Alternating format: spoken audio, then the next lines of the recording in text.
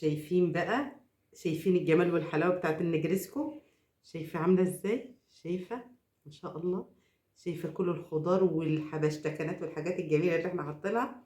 تنسيش بقى تدعميني، دعمك ليا بيفرحني.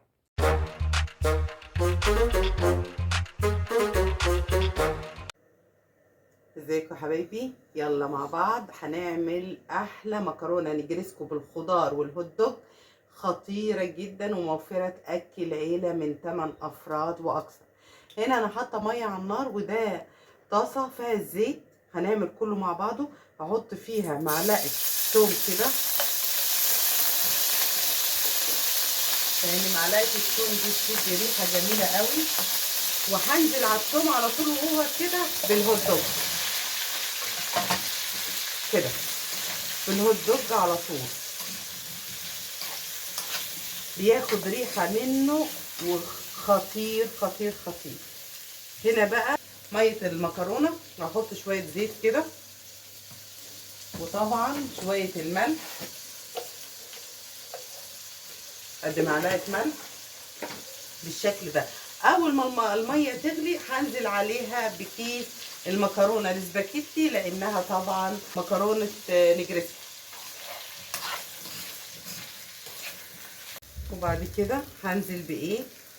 هنزل بالجزر والفلفل بالشكل ده كده. هقلبه كده وانزل عليه ببهارات الخضار كده. مرقه الخضار بتخليه جميل جدا. طبعا هحط 2 لان الكميه كبيره ما شاء الله بالشكل ده كده. وهحط ايه تاني؟ معلقه السكر كده، وشويه البهارات بالشكل ده كده، وطبعا الفلفل الاسود بالشكل ده حبه حلوين، وشويه بودره بصل حبه كمان كده. وهقلب كل الكميه دي بقى كده في بعضها. انا مش بسوي، انا بشوح بس كده. طبعا انت مستغربه ايه ده؟ ايه اللي معايا ده؟ ايه الحاجه الجديده دي؟ دي كوسه شرايح، انا شرحتها بالشكل ده ازاي وهنعملها ازاي احنا مع بعض. طبعا الميه هنا بدات هتغلي. هحط بقى كيس مكرونه اسباجيتي بالشكل ده كده. بفكها من بعضها بس عشان ما تلزقش بالشكل ده كده. الله، الروايح هلت جميله جميله جميله جدا. هنزل بطماطمتين برضو شرايح بالشكل ده زي ما انت شايفه كده. كل ده خضار بيعزز الطعم، وكمان بيخلي الطعم جميل جدا جدا. حاجه حلوه قوي قوي، لو جربتيها هتعمليها على طول ما شاء الله. حاجه موفره قوي قوي قوي. طبعا انا حاطه المرقه، مش هحط ملح هنا ولا حاجه لان المكرونه هيبقى فيها ملح، البشاميل ملح. انا هطفي عليها كده مش هزود. ده هعمل فيه ايه هوريكي دلوقتي. انا طفيت على دي خلاص، وده خلاص كده. بعد ما قلبته تقلبتين بالشكل ده، هنزل بالكوسه معاه مع المكرونه بالشكل ده، تتسلق مع المكرونه بالشكل ده وتاخد من طعم بعضها كده. وهنشوفه بعد كده بعد ما تتسلق هصفيها ونشوف هنعمل ايه مع بعض. وده طبعا زيت على النار، هحط عليه قطعتين الزبده دول بالشكل ده. ودي المكرونه زي ما انت شايفه. انا هكتفي بالسلقه دي، هسيب فيها عقده بسيطه كده وهصفيها وهنشوف هنعمل معاها ايه. بس انا هاخد من ميتها للبشاميل، فانا هوريك انا هعمل ايه دلوقتي. انا حطي معاكي عليها دي بقى. هحط بقى الدقيق عليها اول ما الزبده دي تفك كده بعد الزبده ما فتت كده هنزل بقى بالدقيق. 1 2 3 4 5. انا بحب البشاميل زياده شويه علشان انا بنحبها صوصها كتير، واهم حاجه في البشاميل ان السمنه بتاعته تبقى زي ما انت شايفاها كده كده.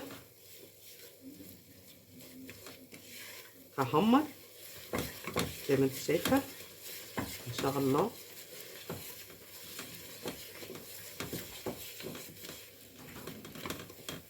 بضيع ريحه الدقيق خالص لما لونه يتغير زي ما انت شايفه كده. هعمل ايه؟ هنزل عليه ده كيلو لبن،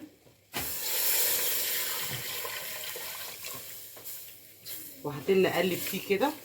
بعد البشاميل كده مدام هنزوده بايه؟ بميه المكرونه بالشكل ده كده. هناخد ميه زي ما احنا عايزين من المكرونه، وخلي بالك ان المكرونه طبعا فيها ملح، انا ما حطيتش لسه الملح. هندوق طبعا ونشوف، لو عايز ملح هنزود، مش عايز خلاص. وهنا بعد ما صفيت الميه هضيف بقى على المكرونه كل الايه الخلطه اللي احنا عملناها التحفه دي كده مع بعض، واقلبها فيه. البشاميل كده بعد ما خلص، شايفه سمكه ده؟ ما بخليهوش تخين قوي كده. هطفي عليه بقى، خلصته كده. وطبعا ملح ميه المكرونه ظبطته. وهنا ده بعد ما قلبته هضيف بقى شويه البشاميل كده، حبه حلوين كده عليه، اخليها بس كده حبه للوش بس. انا عايزاه كله يبقى صوص، عباره عن صوص منغنغه فيه كده. ده عشان ما شاء الله عندي عزومه، فحاجه يعني ما شاء الله عليها كده. نجريسكو معروف ان البشاميل بتاعه بيبقى يعني كتير وخفيف كده. ده هعمل فيهم ايه وهما سخنين كده؟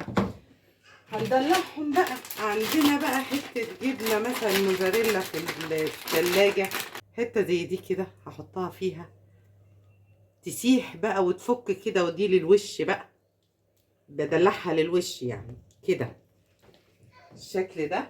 وهضيف هنا معلقه صلصه واحده بس على الوش كده مع الصوص ده كده، معلقه صلصه واحده بس تنضاف مع الجبنه بقى. مع الجبنه اما تسيح فيها كده تدي لون وشكل بقى، وما اقولكيش على الجمال والحلاوه اللي انت هتشوفيها بقى، والجمال والتكات وحركاته والحاجات الحلوه دي الشكل ده كده. هسيب الجبنه بقى تفك فيه وارجع بقى هحط دي في بريمه.